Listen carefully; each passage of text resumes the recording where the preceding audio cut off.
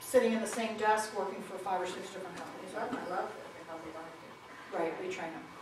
Because that's the other issue you've got to be concerned about. Who do we have back here, Mary or Sue? The customer, because the other choice here is you kick Mary off the contract and say, let me go find you another opportunity somewhere else so I can give you a raise. And I bring in another systems engineer 1, Tom. All of a sudden the customer's upset. Why is the customer upset? Work slows down. Work slows down, what else happened? Why is the work slow down? Tom doesn't know what he's doing. So the government spent this time training Mary and got her just to where they want her, and now she's out the door and Tom's in and they're starting from ground zero again. So that's why it's a real balance between your customers, stakeholders, making a profit for your company, the employee, keeping them happy so they stay with you, because guess what? Employees have other places to go, right? I think that, I know you were saying you got 75 people. How did your hiring work out? How many did you hire out of 75? We hired 3, and we have another one starting Monday. Yeah. So here you have somewhat of a labor surplus area where you have a lot. Were most of them qualified? Yeah, for what? The jobs? Yeah. So you have more labor down here than jobs, whereas in other places there's people want to upbid the payment for people because there's so few people and there's so many jobs. So it all depends on where you're located. Stakeholders, profit, so that's the balance we got to strike there. When you close out the contract, you've got to revoke security clearances, you've got to have everybody go through the debrief, and you've got to communicate with team members during the stressful time. Because particularly if the government's like, well, we need you to extend the contract for a week. Oh, we need you to extend it for 2 weeks. Oh no, maybe it should be a month. Maybe it should be 3 months. All of those things are going to generate rumors among your team. And so you need to decide how much communication you're going to do with them to sort of calm things down. Because I guarantee they're not getting any work done if they're all aflutter about this. So, I think honesty is the best policy when it comes to this. And when they start doing silliness like that, if they're on the government side, it creates a very difficult time of trying to manage your expenses, because do I need to restock this particular thing and then they turn it off 2 days later? It really makes life a lot more difficult. Yeah, absolutely. Okay, so let's talk about deliverables. So these are the reports that you provide to the government. Now the government, depending on the agency you're dealing with, these can either be simple or more complex. So let me talk about the complex ones first. DoD has these things called mil-specs. Redo. CDRLs, Contract Data Requirements List. So for every kind of report they want, they have a format. And that's what a CDRL is. And then that CDRL sends you to another document called a DID, a Data Item Description. So think about when you're filling out like a passport form, right? For every thing that you have to fill in, like if you, place of origin, they will have a description on the back. What does place of origin mean? This means where you were physically born. They give you a description of what needs to be in that field. Those are DIDs. So for DoD, you have these CDRLs and then these data item descriptions that are details of every field that needs to be filled out. And you need to comply with that when you turn in your deliverable to DoD. Other agencies are much more loosey-goosey. So a status report for FAA may look totally different than a status report for the Department of Energy. The only thing you have to pay attention to is that you're following the right format for the agency. The agency may leave it up to you. You tell us what should be in a status report. But the bottom line is for every, you need this complete list of deliverables, because in your proposal, they've told you that certain reports have to be done at certain times. So you might have to produce a status report monthly. You might have to produce a project plan update quarterly. And so whatever those things are that you committed to, you have to know what that full list is of what you have to produce. And then you have to come up with this integrated schedule so that you know when all the deliverables, because there's going to be overlap. And then you come up with a standard template for each of the CDRLs or DIDs like we just talked about. And you identify a person that's going to be responsible for that deliverable. Why are we identifying a person? Somebody to resolve issues with? Yeah, because if I say the purchasing department's responsible for this deliverable, what's going to happen? That's the They're bug. not gonna reach the right person. Yeah, a lot of passing the buck's probably not going to get done at all, because, oh, I thought Susie was taking care of it, oh, I thought Joe was taking care of it. So you want to make sure a single person is responsible. And then develop a process for accomplishing each deliverable. So the information is probably going to come from multiple of your systems, so you want to make sure you know where everything's coming from. And then develop a quality assurance process, make sure it doesn't have typos, any kind of editing that needs to be done.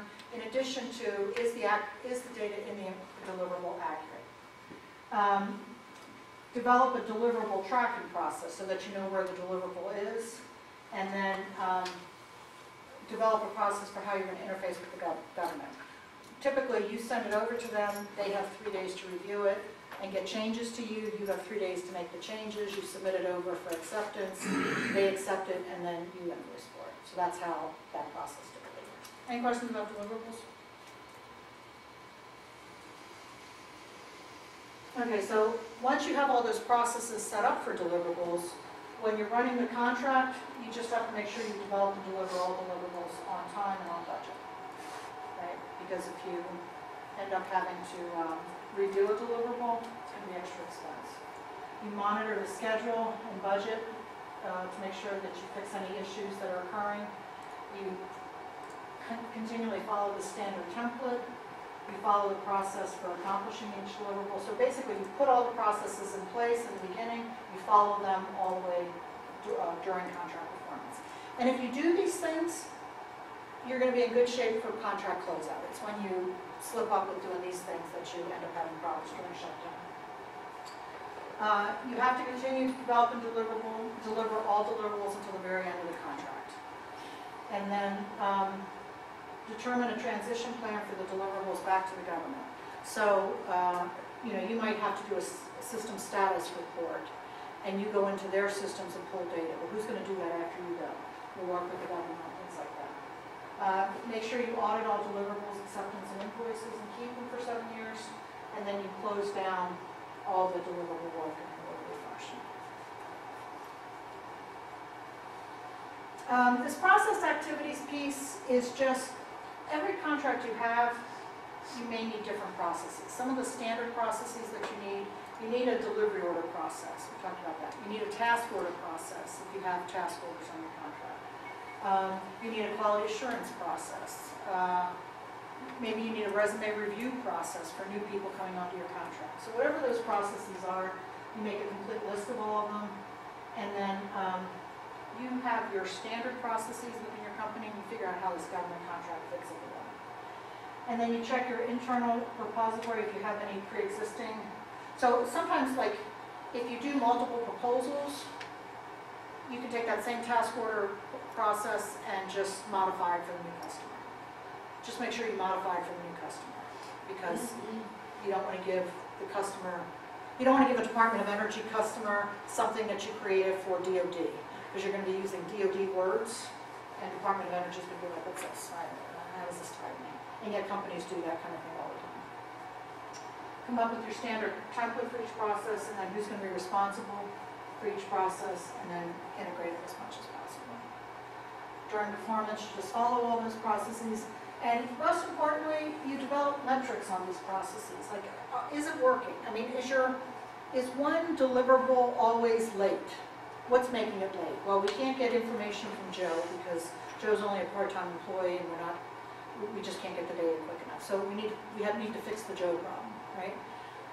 So figure out what those metrics are, and then fix any issue, and then continue to follow the processes. And then close out, you just systematically close out a lot. Get a good transition team back, get it back, that process back over to the government or to a new contractor, or keep it yourself if you want to recompete. Okay. And then the task order activities. So one of the challenges with task orders is that the reason why you're in a task order proposal is at the time of the RFP, the government really didn't have a clear set of, they didn't really know what they needed, which is why all they wanted you to give them in your proposal were labor rates. Because they know that once they know what a piece of the work is, they'll describe that work to you, and you'll go to your labor rates and your labor category descriptions, and you'll say, I need 5 of a program manager and 10 hours of a systems engineer, whatever I need to do this particular piece of work. And then I multiply it out times the labor rates, and that's the proposal I give back to the government. So that's what you're trying to accomplish. So that's a task order proposal. So the problem is that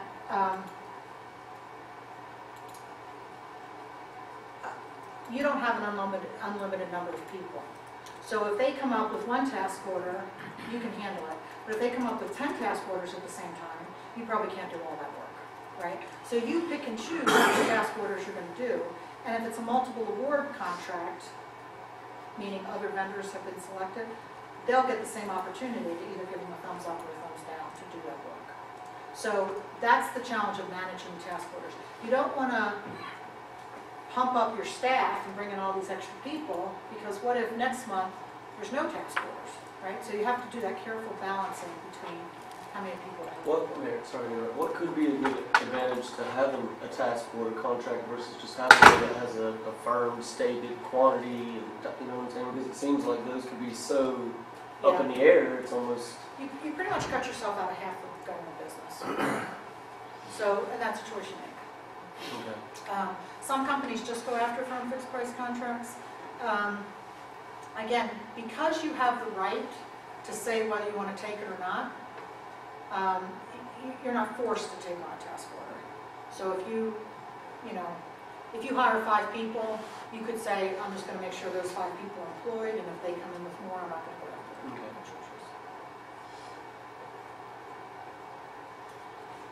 During task order, so when you think of a task order, what needs to happen is you need to set up like a cost center for just that task order. And somebody needs to manage that task order. And what do I mean by manage? You need a project schedule for that task order. You need to know which labor categories you're going to use, what the bill rates are, and who in your company has that labor category title, that job title, that can perform the work, so they have the necessary skills. And once you do that, you tell that person, okay, you have 30 hours to get this much work done. And then you need to manage them to make sure that they're going to get all that work done in the 30 hours. Because what happens if they take 40 hours? So what happens if they take 40 hours is that you will know that you could potentially exceed the budget for the task order, because you have to report to the government at the 75% mark when you've used up their resources. And the government's going to look at you with that 75% point and say, okay, well, the scope of work was this much, and we paid you 75% so far, so you should be about here. But if you're only here and getting the work done, the government then decides, okay, I'm going to give you additional funds to complete the work, or I'm going to take the work away from you and do it myself. And remember, this is where we had the discussion about the fee. If you get a 10% profit fee on your task order, and you spend more hours, does your profit go up? What happens? What happens? They took that percentage and did what to it? What did they convert it to? They converted it to a fixed dollar amount. And that fixed dollar amount doesn't change. So if you would have come in at the right number of hours that you had proposed, you would get your full profit percentage. But if you spend more dollars, that same amount of money is spread across a bigger pool. Are you with me with that? So that's what you have to worry about with regard to task orders. And then during shutdown, again, you have to deliver on all task order work until the contract closes.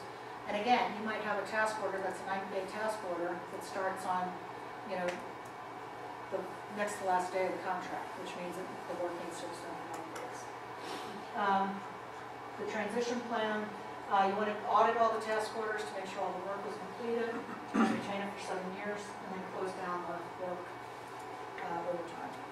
Any questions about task orders? Okay, let's take a 10-minute break. We'll get started.